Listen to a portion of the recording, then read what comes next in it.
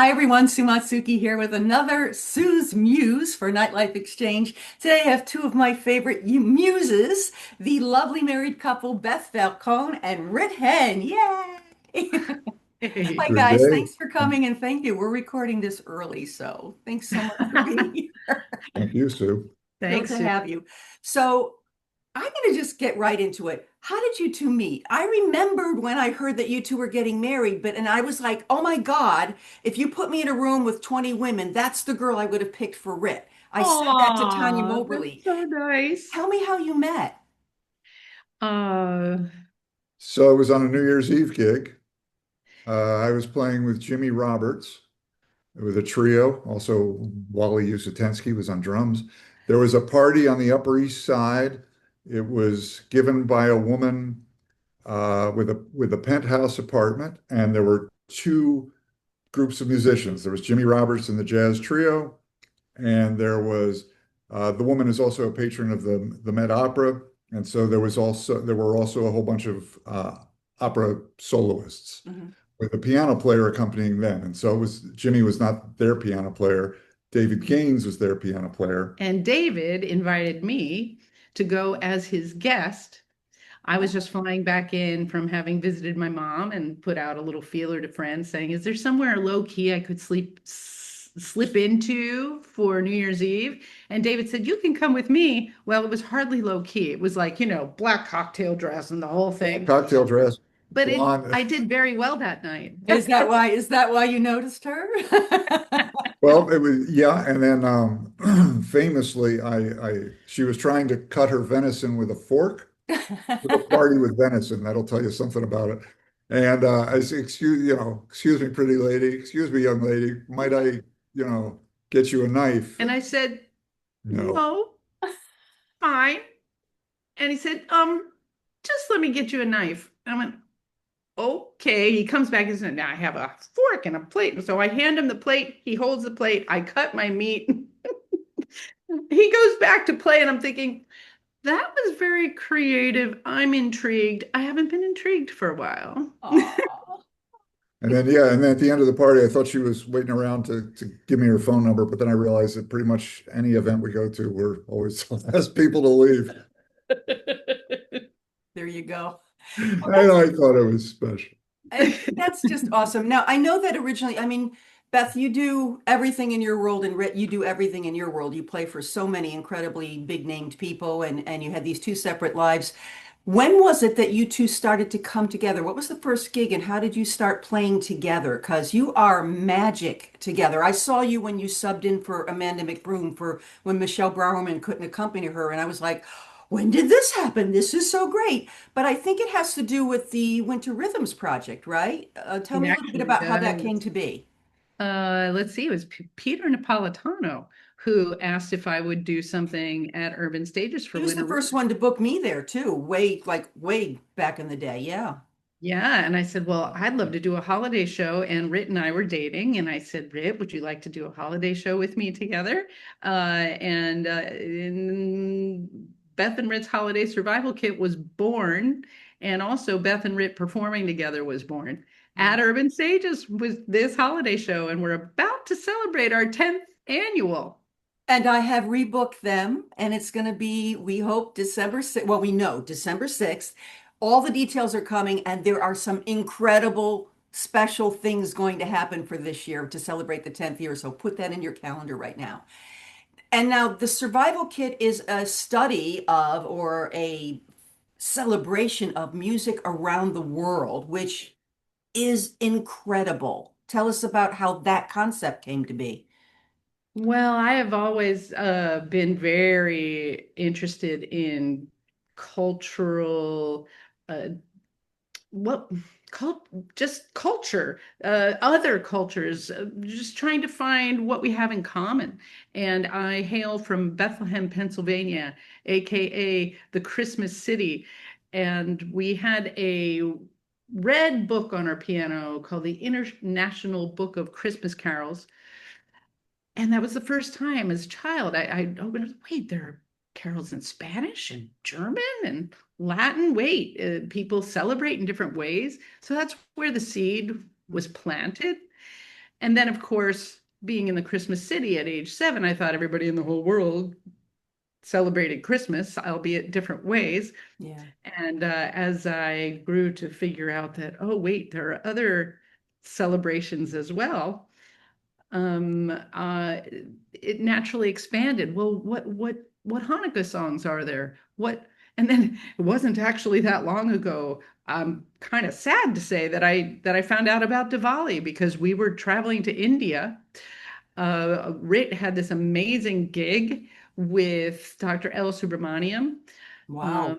who's a jazz fusion classical Carnatic Indian violinist. And it as they was, go. I know, Yeah. it was, Actually, I think John Weber got me on that gig. Wow. yeah. That So, sounds really fun and oh, impressive. and at the time, they invited him to come to India, and I said, can you take your fiance? See, I was his fiance by then. It was much cooler to say fiance than girlfriend. I'm just saying. Said, oh, yes, we'll fly her over too, and we'll arrange sightseeing. It was awesome. It was pretty amazing. It was a Wow. I That's would like say a it was, dream gig for everyone, right? Yeah. well, I thought it was a dream. I'd say it was a dream come true, but it was beyond anything I could have dreamed. Mhm. So it's even beyond a dream come true. Yeah, I mean the places they put us As up. this little kid from Bethlehem with a red book of Christmas songs, right? Yes, exactly. And so, they taught us, in fact, it was Bindu Subramaniam, taught us this Diwali song. So we learned it, and first they performed it. We got a video of them performing it, and then we performed it as a duet. And then so it really came from the source. And I think that's really important when you're investigating. Mm. I love to say, if you want to understand someone, walk a mile in their music. There you go. Ain't that the truth? Rick, I wanted to ask you, you're a little kid, you're musically inclined, your mom makes you play the piano, whatever it is. Um, what person in their right mind chooses the bass, knowing they have to Well, walk around with this enormous instrument for yeah, the yeah. rest of their life? But it's the phrase I use. I was a tall, musically inclined kid in the 5th grade who sang the bejeebuses out of that song about the Erie Canal. Okay. So, and if you're raised in upstate New York, there is a song about the Erie Canal. And so, yeah, it was 5th grade, but I was 9. I skipped 4th grade. I used to be smart, and I went from being 2 heads taller to 1 head taller. And yeah, they were looking for a tall kid to play the upright bass. And they did the ploy. Well, we don't have a bass yet, but we have this tuba. Why don't you learn the bass clef and play the tuba? And I did about two Because weeks they're of the so tuba. similar. Yeah. Yeah. Well, the notes are the same, but they're not because they're actually the tuba is not a transposing instrument. And so like if I'm reading tuba music, they're like ledger lines out the wazoo on the bottom half, and for string bass, they only go down one ledger line. Because it transposes up down. I don't know. But yeah, so I did and the funny thing is or the cool thing is I actually have a photo of my dad with a crew cut, like in high school, him playing the tuba, like him sitting in a chair playing the tuba. It's like, oh my God, because if somebody's musically inclined, that would not be my dad. But yeah, one of the rituals, like every Easter he would leave a message like, "Here comes Pierre, up and down the bunny hill." It's like hippity happy, happy, happy, happy is a hey. Yeah. So anyway, yeah, so I started But playing. his Oh, dad made him a GI Joe, oh, no, Dad, and yeah, he made me a little like kind of little Les Paul electric guitars for my GI Joes to play, so that the power saw, I guess he the understood jigsaw. early that he wasn't going to be a Yeah, football they player. they gave up on that. Full circle on that. My stepdad worked as a tool and die guy and actually was the man who cut the outline of the Les Paul guitar. Oh wow. Not my Whoa. claim to fame, but yeah, I mean, this poor man worked behind a machine, but he cut the outline of the Les Paul guitar. Yeah. Yeah, so it's Yeah, so once they got the bass in the school, I dropped the tuba, and we had a VW with a sunroof Mhm. or with the opening thing, so we would either shove it there or we had a Mustang 64 and a half convertible, put it in there. So, At least and the rest is history. you're physically bigger, so the bass looks appropriate on you, you know. Oh, So I see thanks. these, you know, I see a couple other guys who are petite and they have to lug this instrument around. So Well, actually, and I did and Beth hooked me up with these. So she's into the world of science and music and the intersection of all. And there was a kind of the physicality of musicianship. Conference for the Performing Arts Medical Association, PAMA. mhm. And so he was a guest artist to show medical professionals what it's actually like to work as a professional musician in New York City. Their meeting was in New York City. So we took a picture of him leaving on a gig, and going up and down subway steps with two basses on his back, And an like, amp. you know, amp Yeah. and an upright Ukulele. and a ukulele. But It's a lot. I also but part of it was there are, for lack of a better word, bass players of lower physical stature. But a lot of times, like a guy like Eddie Gomez, who played with Bill Evans, they're just like they're built to play high notes. Yeah. Like their body is like That right there. actually makes sense. Yeah. Yeah. So it's like that was a little snippet of the lecture as well. Wow. So you guys have a free concert coming up on June 21st. Tell us a little bit about what that's going to be and where it is. June 21st, the Julia Gabriel People's Garden on 111th in Amsterdam, which So is it's a block that way. Block over. right across the street. We'll go have coffee at their house and then go over. Yeah. Yeah, Yeah, exactly. you're all Thank welcome. you. You're all Yeah, welcome. There you go. St. John the Divine. It's just right across the street from St. John the Divine. It's this little slice of paradise, and it didn't always have a gazebo.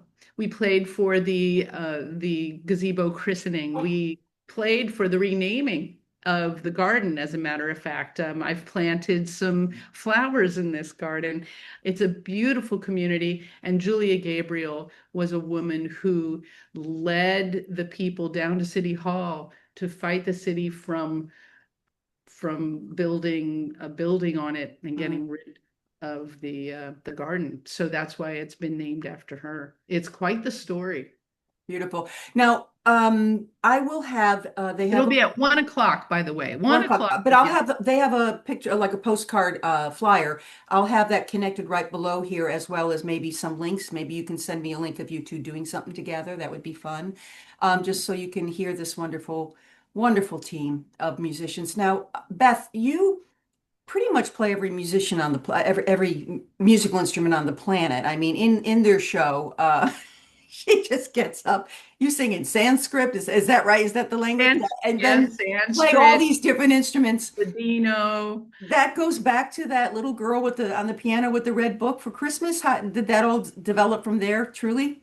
Well, yes, although in college I played recorder with our early music ensemble. That's where I developed a love for tenor recorder. It's this just beautiful mellow sound. So, and I think when you only have two musicians, if you can change up the timbres a little bit throughout the concert, even if it's just a little, it goes a long way. So I'm going to say I play the piano and I play with all of these other instruments. Now, speaking of playing with an instrument, Ritt, I've adored you for years and years and years with your innovation and how you play your instrument. I mean, he will tip it over and play like a guitar. He can arco with the best of them, so it sounds like a cello. You find places along the route that I've never heard done on an instrument before, on a bass before. He taps out rhythm. I mean, how did you start exploring that and saying, okay, this is a fun instrument. How can I make it more fun? Was that the mentality, or did someone teach you this? I think, well, one of the, uh, I guess a turning point in a way.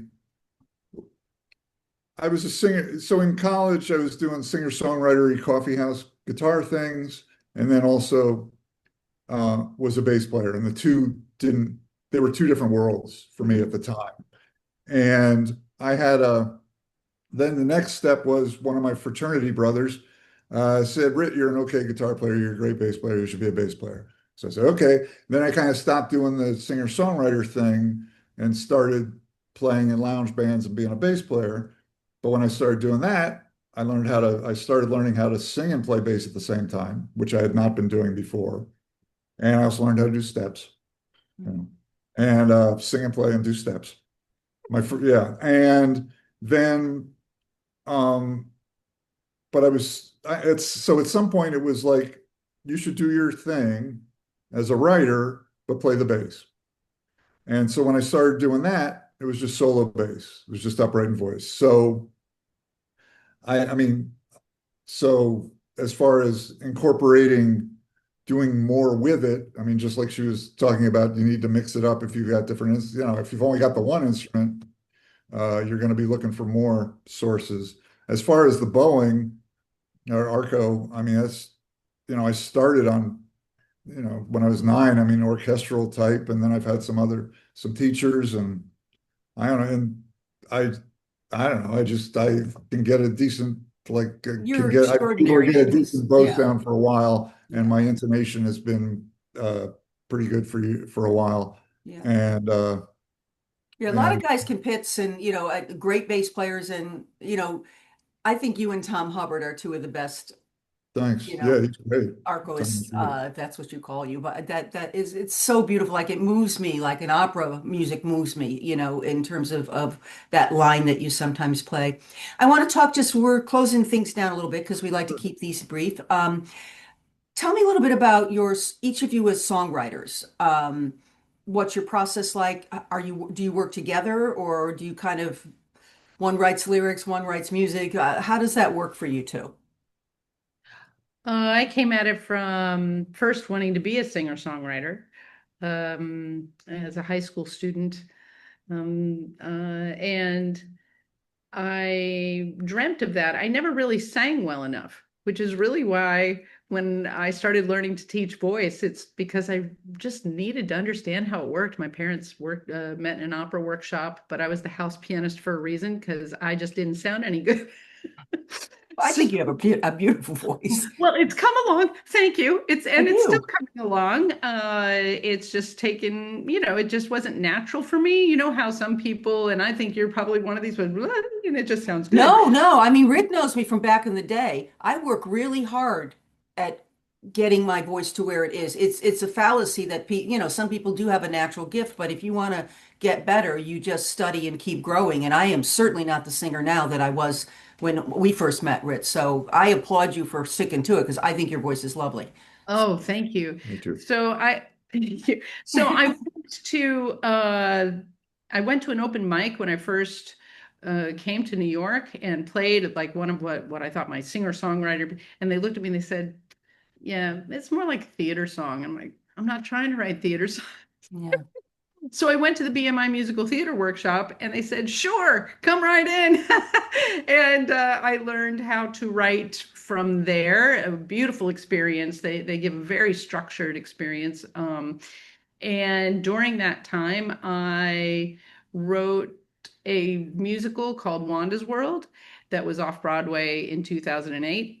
It's family music, like a rock musical for the tween and all of us. I never thought of it as being an off-Broadway musical, to be honest. I just wanted to write something well enough to go into a catalog for schools to do. But I was so happy that every time we presented somewhere, people would give us their card and say, let us know when you're ready. Let us know when you're ready. So I finally canceled a couple months of lessons, zeroed out my bank account at the end of that run. Yeah. And finished the musical, first draft finished. And then they say musicals are never done. They're only abandoned. I agree with that.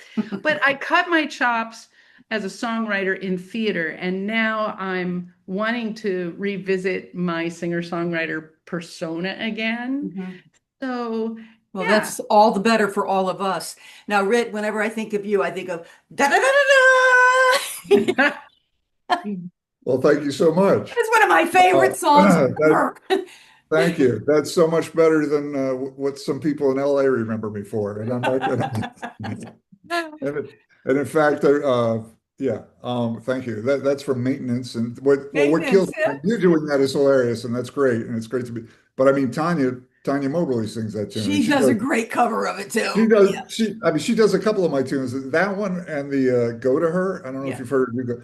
And when she's doing, because she basically channels me, Yeah. like my versions of inflection, and all that, and coupled with her. With But a little more anger. No. Tanya was actually, that intense on song I stage. wrote, well, that song I wrote, I had my public access show in LA, a man, a bass, and a box of stuff. Episode 8 was a live call-in show, and and there was a theme, and it was the call in and let us know whether, so I had my Toyota cargo van, and the oil light was just staying on all the time. And it was like, and if I get it fixed, it's going to cost this much money, and so should I get it fixed or just check the stick? That was the gift stick, like regularly call in, let us know what you think.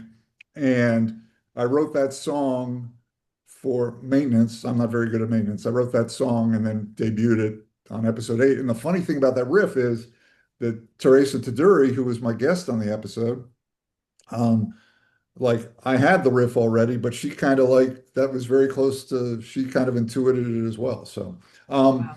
I don't know. I was writing tunes in lieu of taking tests in school. The sound man last night, or one of the tech guys last night at Birdland, his name is Pascal. And I said, "Is that like Pascal's adding machine?" And yes, that's the same Pascal or Pascal's triangle. Yeah. Because for math class in Pascal's adding machine was the first chapter in the story of computers. Yeah. And so for me, So everything is a germ of an idea for you, you know? yeah, kind of. And I yeah, love that he points out the obvious in ways that other people don't think of, including myself. He Yeah. just says what's in front of us, but in some way just makes us both laugh and cry, depending, on the song. But Well, you and boy, Jay Leonard are only, Jay used to have this. I said something funny one time, and he pulled out this little thing and he wrote it down. I said, I hope I get credit for that idea. But that he keeps collection of funny yeah. things said, like you just explained with Pascal, and it's genius. And you two are the only two bass players I know that actually did solo bass entertainment shows and got away with it because you have a huge personality, a delightful personality on Well, stage. thanks. You both have delightful personalities. And with that, I have to wrap it up because we like to keep these fairly short. But I really loved spending some time with you, and people look at these two. Aren't they delicious? Don't you want to come Thanks. see them at Winter Rhythms? And then I will link other gigs when I put this up. I'll link other gigs because they might Awesome. be doing something in the fall on the Upper West Side, and we'll keep you posted as to what they're doing. But let's all grab a picnic lunch and go see them on June 21st. I'll have that link below. I can't thank you enough for spending a few minutes with me. Thank you so Thank you much. so much for all you do for doing this for us and all you do for everybody else too. Well, what a joy. And I can't think of a better reason to get up early and look decent. bedhead and all. I know, hey, I like your bedhead. You should think about I wearing it know. nowadays. Well, I had just the right amount of goop in it last night You're for the the goop. It's all about the goop. All about the goop. About the goop. Oh, there you go. No There you go. hairspray. No. No. All right, guys. I love you both. Thank you so much. Until next time on Nightlife Exchange, have a good day, everyone.